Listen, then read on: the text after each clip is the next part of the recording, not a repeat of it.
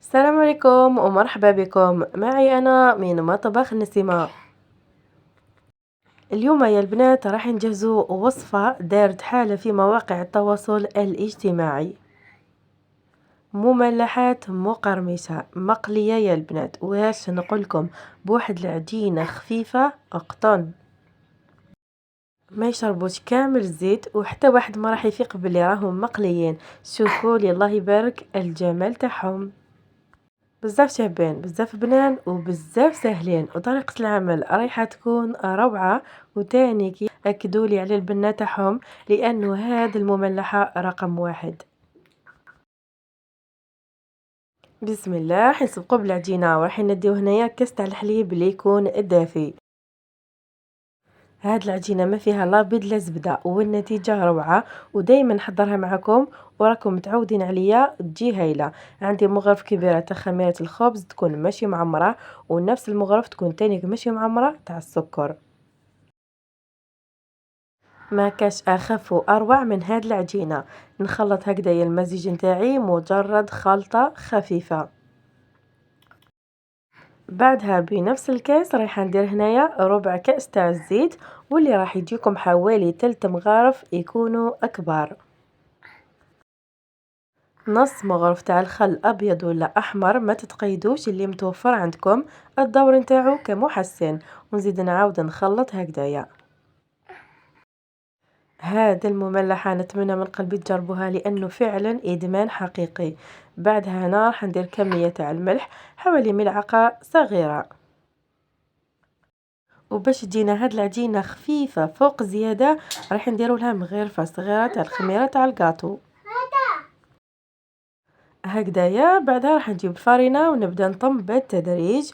وهاد العجينة الحاجة المليحة في انه تخرج كمية كبيرة، وتانيك راح تكون عجينة بدون عجن. نقعد هكذايا نطم فيها بالاصابع فقط، كي نلقاها محتاجة نزيد نعاود ندير كمية اخرى. العجينة راهي هايلة، تحسوا لها في يديكم باللي راهي خفيفة. نحاول هكذايا نشكلها كتلة معايا من فوق من تحت، وننزل كامل هذاك المقدار تاع العجينة اللي راهو لاصق في الوعاء. نتحصلوا على هاد العجينة هنا فقط باش نمدلها وجه املس. نحاول ننزلها فوق طاولة العمل، ندورها يا البنات هكذا زوج ثلاثة، وراح نكورها ونغطيها ونخليها تخمر حتى يضاعف الحجم. جبت هنا صحن درت فيه كمية تاع الخبز المرحي اللي هو لاشابلوغ، جهزته معكم في فيديو سابق من تجهيزات رمضان. وصحن واحد اخر درت فيه حبه تاع البيض، نديرها شويه تاع توابل الدجاج باش يجونا المملحات نتاعنا بنان ومنكهين. اختياري هذه الخطوه، ورشه خفيفه تاع الملح، ونضرب هذا الخليط نتاعي مليح مليح بالفرشيطه. ونجهزوا هذه الخطوه مقبل هكذا باش غير تخمر العجينه تاعنا نبداو طريقه العمل، لانه ماناش راح نزيدو نخلوها مره واحده اخرى تخمر، بالمعنى غير نشكلوها رايحين نستعملوها. بعد ما خمرت ننزلها فوق طاولة العمل. أكدوا لي هنا كيفاش راهي خفيفة. نستعينوا بالفرينة ونبدا هكذايا نبسط ونقلب، ونضمنوا باللي ماهيش لاصقة من تحت. ما تفتحوهاش خشينة فوق زيادة وما ترققوهاش بزاف. شوفوا لي الله يبارك كيفاه زاكيه هاد العجينه وحاجه ما تضيع. نقطعوها هنايا، وهادوك البقايا اللي قعدوا نزيدوا نعاودوا نخليوهم يخمروا، ونزيدوا نعاودوا نستعملوهم مره اخرى. هذا هو السمك المناسب. أديت هذه القطيعة شكل دائري، وما تتقيدوش هنا بالحجم، استعملوا أي حجم تحبوه كبار ولا صغار. وشنو كي ديرهم هكذا شوية صغار راح يجيكم الشكل نتاعهم شباب، لأنه رانا في رمضان ونحبوا هكذا حوايج يكونوا صراحة كيوت وشابين. البقايا نسبق بها هي في البداية راح نطمها هكذا بلا ما نعجنها، نمدلها شكل أملس من فوق.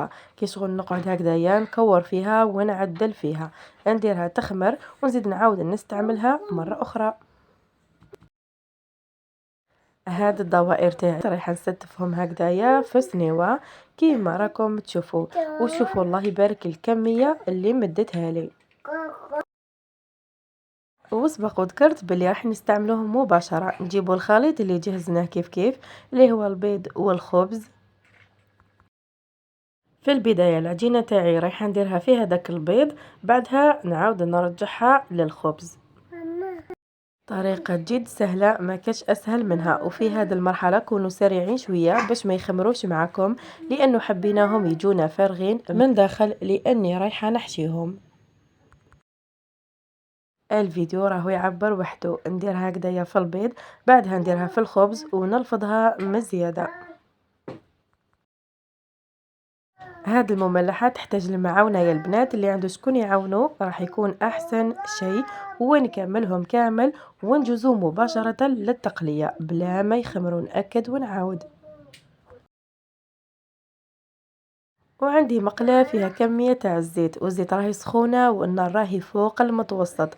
نعمر هكذايا المقلاة تاعي ونستنى عليهم حتى يبداو يتنفخوا.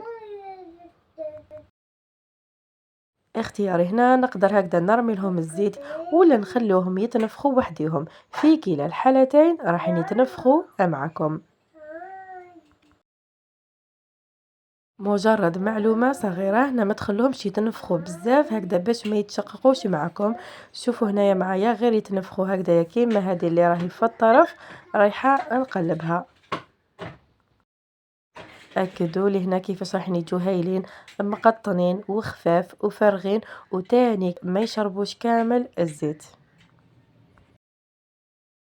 روعة بكل صدق. وغير يدوا هاد التحميرة الشابة. شوفوا لي هنا كيفاش راهم كيشوا البالون. رايحة نديرهم فوق ورق ماس.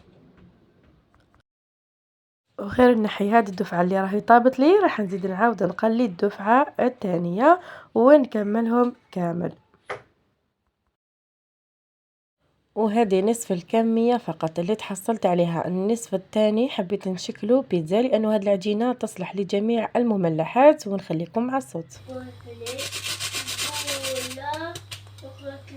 ما كاش ابان من هذه المملحة. جهزت معكم عدة مملحات، لكن هذه المملحات فضلت نقول رقم واحد عليها. الحشوة راح تكون اختياري، ما تتقيدوش كامل. استعملت انا بطاطا مقلية، قطعتها هكذايا مكعبات صغار وقليتها. عندي تانيك زوج حبيبات تاع البيض يكونوا مغليين، اسكرفجوهم هنا بسكرفاج الخشين ولا قطعوهم بالموس تقطيع عشوائي، ما يهمش كامل. الحوايج اللي تحبوهم تقدروا تستعملوهم. هنا راح ندير تاني كمية تاع المايز، راح يمد لي بنه معدنوس مقطع كيما راكم تشوفوا. تاني تقدروا تزيدوا كورنيشو، راح يمد لكم واحد القرمشه بزاف هايله. عندي هنا كميه تاع الطو تاع الزيت هكذايا راح نديرها.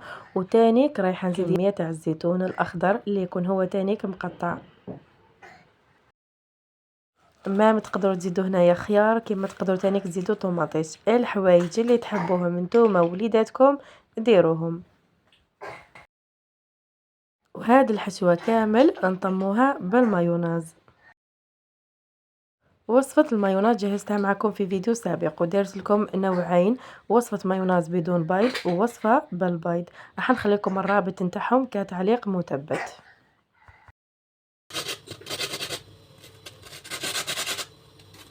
يا سلام على الصوت الجميل. وشوفوني هنا كي نقسمهم كيفاش يجوا فارغين من داخل ويجوا هايلين. بلا ما نهضر الفيديو راهو يشرح وحده. نعمرهم هنا بهذيك الحشوة اللي جهزناها كيف. تاني هي راح تجي بنينة وخفيفة. مجرد معلومة فقط، هنا البطاطا تقدروا ما تقلوهاش وتغلوها، بعدها تقطعوها مكعبات. تانيك راح تجيكم بنينة. مام كي يقعد لكم الدجاج طايب تقدروا تفتتوه وديروه لهاد الحشوة، راح تجيكم هايلة. ونكملهم كامل. وبسم الله ما شاء الله تبارك الرحمن. وهذه هي وصفتنا لنهار اليوم، واللي كانت مملحات مقلية بدون بيض بدون زبدة، بعجينة خفيفة قطنية من أروع ما يكون، وما تشرب حتى قطرة تاع الزيت. فارغين بنان خفاف، هذا واش نحبوه في رمضان.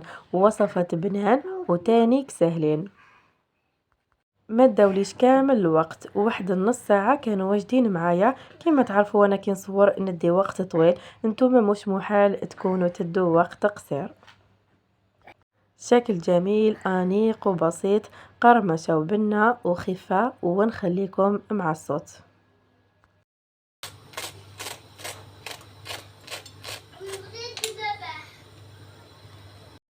العجينة خفيفة هايلة، ما يتشبعوش كامل. صحة فطوركم وشهيتكم في الجنة ان شاء الله. يا ربي كنت خفيفة ظريفة. اذا كان عجبكم الفيديو جام، وشكرا.